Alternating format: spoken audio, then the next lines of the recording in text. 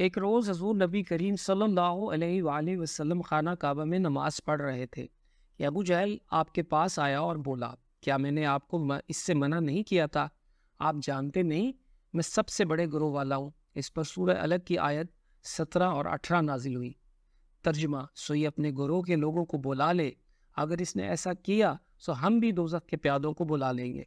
حضرت ابن عباس رضی اللہ عنہ فرماتے ہیں، اگر ابو جہل اپنے گروہ کو بلاتا تو اللہ تعالیٰ کے عذاب کے فرشتے اسے پکڑ کر تہس نہس کر دیتے۔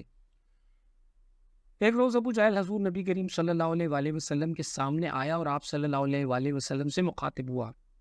آپ کو معلوم ہے میں بطحا والوں کا محافظ ہوں اور میں یہاں ایک شریف ترین شخص ہوں۔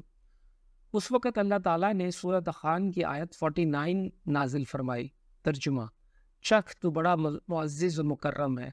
آیت کا یہ جملہ یہ جملہ دوزخ کے فرشتے ابو جہل کو ڈالتے وقت پھٹکارتے ہوئے کہیں گے۔ ابو لہب بھی حضور اکرم صلی اللہ علیہ وآلہ وسلم کی ایذا رسانی میں آگے تھا۔ نبی اکرم صلی اللہ علیہ وآلہ وسلم کی تبلیغ میں رکاوٹیں ڈالتا تھا۔ آپ صلی اللہ علیہ وآلہ وسلم کو برا بھلا کہتا تھا۔ اس کی بیوی جمیل بھی اس کے ساتھ شامل تھی۔ وہ جنگل سے کانٹے دار لکڑیاں کاٹ کر لاتی اور نبی کریم صلی اللہ علیہ وآلہ وسلم کے راستے میں بچھاتی۔ اس پر اللہ تعالیٰ نے سورہ لہب نازل فرمائی۔ اس میں ابو لہب کے ساتھ اس کی بیوی کو بھی عذاب کی خبر دی گئی۔ وہ غصے میں آگ بگولا ہو گئی، پتھر ہاتھ میں لیے آپ صلی اللہ علیہ وآلہ وسلم کی طرف بڑھی۔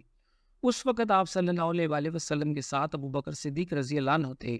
انہوں نے ابو لہب کی بیوی کو آتے دیکھا تو فرمایا، اللہ کے رسول صلی اللہ علیہ وآلہ وسلم، یہ عورت بہت ہی زبان دراز ہے۔ اگر آپ صلی اللہ علیہ وآلہ وسلم یہاں ٹھہرے تو اس کی بدزبانی سے آپ صلی اللہ علیہ وآلہ وسلم کو تکلیف پہنچے گی۔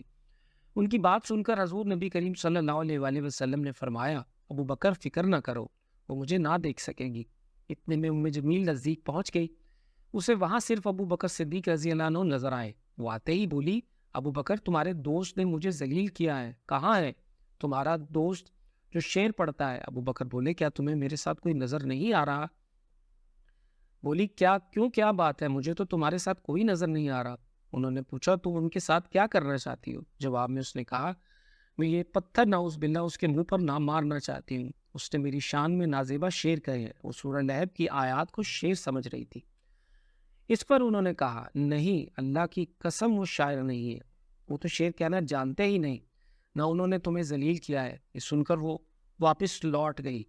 بعد میں ابو بکر صدیق رضی اللہ عنہ نے آپ صلی اللہ علیہ وآلہ وسلم سے پوچھا، اے اللہ کے رسول، وہ آپ صلی اللہ علیہ وآلہ وسلم کو دیکھ کیوں نہیں سکی؟ آپ صلی اللہ علیہ وآلہ وسلم نے ارشاد فرمایا، ایک فرشتے نے مجھے اپنے پروں میں چھپا لیا تھا۔ ایک روایت کے مطابق آپ صلی اللہ علیہ وآلہ وسلم نے یہ جواب ارشاد فرمایا تھا، میرے اور اس کے درمیان ایک آڑ پیدا کر دی گئی تھی۔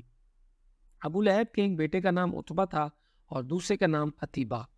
اعلان نبوت سے پہلے رسول کریم صلی اللہ علیہ وآلہ وسلم نے اپنی دونوں بیٹیوں حضرت رقیہ اور حضرت ام کلثوم رضی اللہ عنہما کا نکاح ابو لہب کے ان دونوں بیٹوں سے کر دیا تھا۔ یہ صرف نکاح ہوا تھا، ابھی رخصتی نہیں ہوئی تھی۔ اسلام کا آغاز ہوا تو سورہ لہب نازل ہوئی۔ تو ابو لہب نے غصے میں آ کر اپنے بیٹوں سے کہا، اگر تم محمد صلی اللہ علیہ وآلہ وسلم کی بیٹیوں کو طلاق نہیں دو گے تو میں تمہارا چہرہ نہیں دیکھوں گا۔ چنانچہ ان دونوں نے